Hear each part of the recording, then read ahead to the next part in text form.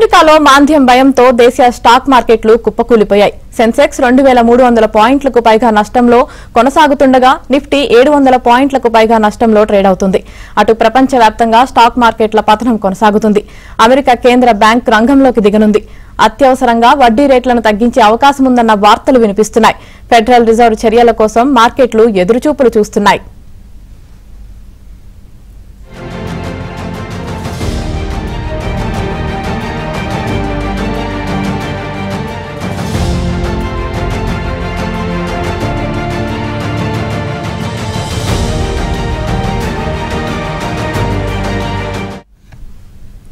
ఇదే విషయంపై మాట్లాడటానికి బిజినెస్ అనలిస్ట్ శేషు గారు మనతో పాటు ఉన్నారు. శేషు గారిని అడిగి మరిన్ని విషయాలు తెలుసుకుందాం.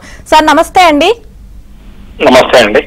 సార్ చెప్పండి, అసలు స్టాక్ మార్కెట్లు ఇంతగా పతనం కావడానికి కారణం ఏంటి? ఈ పరిస్థితి అసలు ఎంత వరకు కొనసాగవచ్చు? గ్లోబల్ మార్కెట్స్ అనేవి అంటే లాస్ట్ నైట్ యుఎస్ మార్కెట్స్ బాగా భారీగా కరెక్ట్ అయినాయి. తర్వాత ఏషియన్ మార్కెట్స్ అన్ని కూడా ఈ రోజు కానీ గమనిస్తే బాగా నష్టాల్లో ఉన్నాయి. మరి ముఖ్యంగా జపాన్ మార్కెట్స్ 11% కరెక్ట్ అయింది.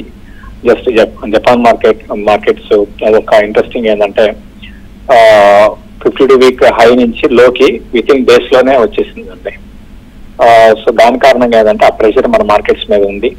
అయితే మన మార్కెట్స్ కంపారిటివ్లీ వేరే కంట్రీస్ తో పోల్చుకుంటే చాలా వరకు స్ట్రాంగ్ ఉందని చెప్పొచ్చు.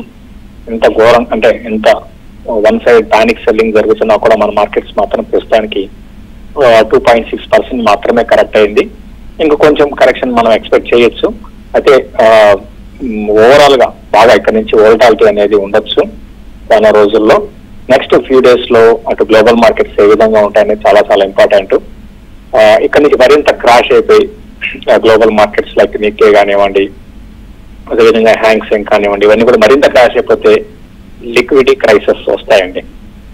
సో ఆ లిక్విడిటీ క్రైసిస్ వచ్చినప్పుడు మాత్రం మన మార్కెట్స్ లో అంటే ఇప్పుడు ఇంత స్ట్రాంగ్ ఉన్నా కూడా రేపు మంది కూడా ఎంతో కొంత పడడానికి అవకాశం ఉంటుంది. బట్ ఓవరాల్ గా నేను ఎక్స్పెక్ట్ చేయడం ఏంటంటే 5 to 6% ఈ లెవెల్స్ నుంచి కూడా కరెక్షన్ మన మార్కెట్ లో రావచ్చు. ఓవరాల్ గా గ్లోబల్ మార్కెట్స్ కొంచెం సెటిల్ అయితే పర్లేదండి.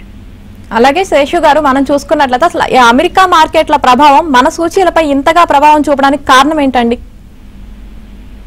అమెరికా మార్కెట్లు అనేది యాక్చువల్ గా అవి గ్లోబల్ స్టాక్ మార్కెట్స్ కి అవి ఎప్పుడు కూడా ఇట్లా ఉంటుందండి.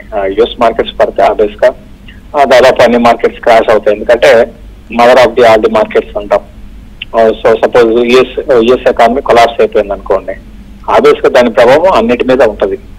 దాని కారణంగా ఏంటంటే గ్లోబల్ మార్కెట్స్ పడితే ఏమవుతుందంటే మరి ముఖ్యంగా యుఎస్ మార్కెట్స్ పడితే సెంటిమెంట్ అంతా కూడా ఒకసారి నెగిటివ్ అవుతుంది. దాని కారణంగా ఈ విధంగా మనకి ఇటువంటి సెల్ ఆఫ్స్ మనకు వస్తాయండి.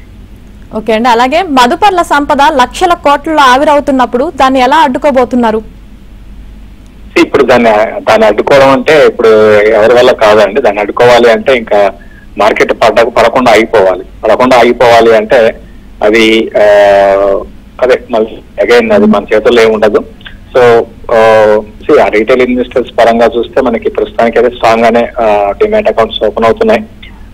At the same time mutual fund లో ఎస్ఐపిస్ కూడా బాగున్నాయి. మ్యూచువల్ ఫండ్స్ తర్వాత ఎల్ఐసి లాంటివి భారీగా కరెక్షన్స్ వచ్చేటప్పుడు అవి బై చేస్తాయి. ఇటువంటి చిన్న కరెక్షన్స్ కి ఎల్ఐసి వాళ్ళు కొంటారు కానీ మరి ఎక్కువ భారీగా కొనాల్సిన అవసరం అయితే ప్రస్తుతానికి లేదు. ఇది జస్ట్ పెద్దగా ఏం లేదు. మన మార్కెట్ అయితే పెద్దగా ఏం లేదండి, ఇప్పటి వరకు అయితే లేదు. ఫ్యూచర్ లో రావచ్చేమో, మంది కూడా కొంచెం భారీ కరెక్షన్ కూడా ఎక్స్పెక్ట్ చేయొచ్చేమో. ప్రస్తుతానికి అయితే మంది కంఫర్టబుల్ జోన్ లోనే ఉన్నాము. ఓకే అండి. అలాగే ఒకవేళ ఇదే పరిస్థితి కనుక కొనసాగితే ట్రేడింగ్ ను సస్పెండ్ చేసే ఛాన్స్ ఏమైనా ఉందా అండి?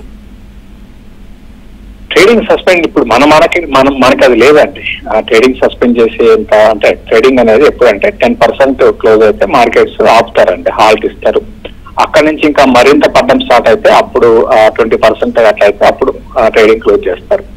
సో ఆ పరిస్థితి ఈ రోజుకైతే లేదు మన మార్కెట్ లో. ఓకే అండి. అలాగే ఇప్పుడు అమెరికా కేంద్ర బ్యాంక్ రంగంలోకి ఒకవేళ దిగితే పరిస్థితులు వెంటనే అదుపులోకి వచ్చే అవకాశాలు ఉన్నాయండి? అంటే యుఎస్ ఫెడరల్ అంటే వాళ్ళు వచ్చి ఇప్పుడు చేసేది ఏమి ఉండదండి. వాళ్ళు వచ్చినా కూడా ఇప్పుడు చేయడానికి అంటే అక్కడ పరిస్థితులు అక్కడ ఎకానమీకి సంబంధించిన పరిస్థితులు ఎలా ఉంటాయి గమనించాలి. సో ఎకానమీ మరింత కిందకి వెళ్లకుండా ఉంటే ఓకే, ప్రాబ్లం లేదు. సో మా ఎకానమీకి సంబంధించిన డేటాలు సార్ నెక్స్ట్ రాను రోజుల్లో నెగిటివ్ వస్తే మాత్రం కొంచెం నెగిటివ్ అవుతుంది.